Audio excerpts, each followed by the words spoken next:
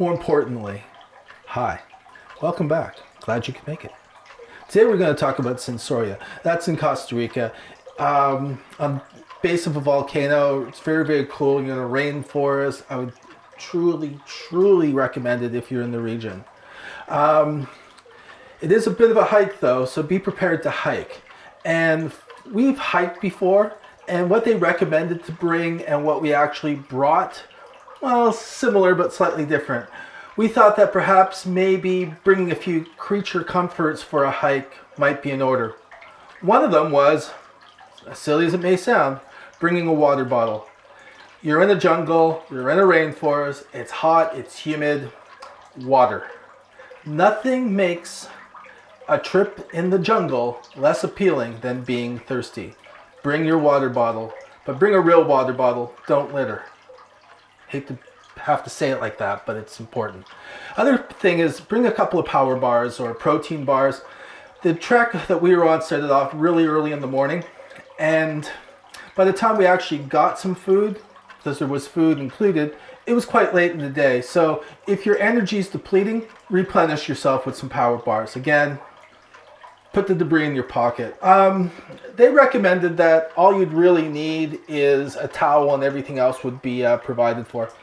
Okay, fair enough. I found that bringing some extra dry clothes was in order, especially for us when we actually got hit by a tsunami-like rainstorm. It was absolutely amazing, but we all got really soaked. So by having a complete set of dry clothes really saved me. Another thing I would recommend that the tour guide didn't was a pair of hiking boots or hiking shoes. Again, really important because you're hiking. A pair of sandals just doesn't cover it, or your Air Jordans just doesn't work. A good solid pair of shoes is really what you need. Another thing that will come in handy, and again, it sounds a bit like a no-brainer, is bug repellent. Jungle, bugs. However, if you read my pesticide use in Costa Rica, it might not be necessary. I would recommend using something with DEET in it with about a 30% DEET active ingredient, if you will. The other thing that I always advocate is sunscreen or sunblock. In our case, it wasn't necessary. It rained. But in most other cases, I would suggest sunscreen. When in doubt, have some available for yourself. Another thing that you may want to consider is a hat. You know, I like the hat. I actually didn't wear this one. But because sometimes I like the look. Sometimes if you have the proper hat, you can actually do that whole Indiana Jones thing, and that's pretty cool, you know. And if you really feel inclined, you know, you could take your hat, put water in it from the stream, and drink it like Bear Grylls or something. Again, wouldn't recommend that. Another thing that we brought rather, was something called the dry sack. Basically, you can put all your belongings in there, and it'll keep them really dry. I brought a camera, a 35mm camera, and in the rain it would have just absolutely destroyed my camera.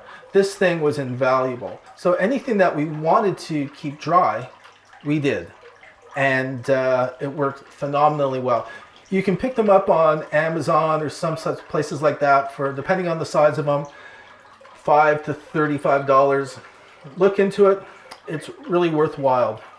Things will stay dry and you'll thank yourself for bringing it afterwards. Well, recently we were in Belize and we went to the it was in Lamanai, which was of course an abandoned Mayan village.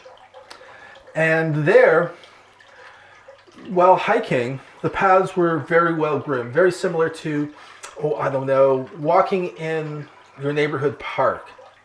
Here in Sensoria, that wasn't the case. The paths were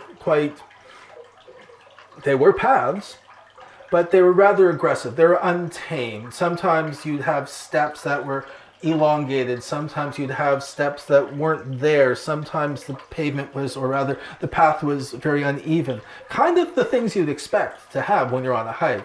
But if you were expecting a nice sort of Central Park, sort of walk through the park, this isn't it. So what I'd suggest is having just a little hiking experience. That will help you immensely. At least that way you'll know what to expect. One thing the tour guide didn't indicate to us, I got a bit of a gut, was that you should be reasonably fit when you're doing this. You're actually going from a high elevation to a lower elevation and then back up to a high elevation. So obviously there's a little bit of climbing.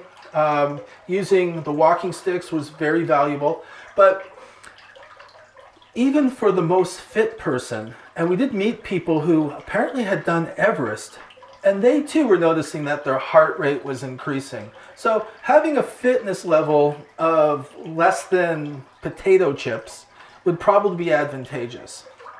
Now, it was a great time, and I would thoroughly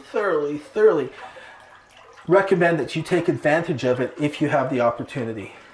The list that's compiled here is really just a list of extras that you may find necessary or you may want to consider taking with you.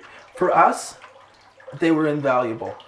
Hats, sunscreen, water, quick bite to eat en route, dry sack, suntan lotion or sunblock, sunscreen. I think I'm forgetting something.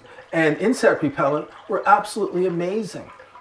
Now, if you're one of those people who perhaps tried out for shows like Survivor and feel that, bathing suit and sandals are your thing, I'm not going to stop you. But I would suggest that you may reconsider. If you're planning on going to Costa Rica, and if you're planning on seeing Sensoria, which I would thoroughly recommend, then I hope this list helps you out. It helped me out. It helped us out. And by doing so, I'm hoping that it can help other travelers reap the benefits of such an amazing place. It's the place of sun, sea, and mist, Costa Rica. The base of a volcano in a rainforest, drenched in rain. That's an experience I will never forget. Until next time, it's your vacation, it's your escape. If you have a comment about anything we've said here, please drop us a line, because we're going to be glad to hear from you. Better yet, we're going to want to reply to you. Take care.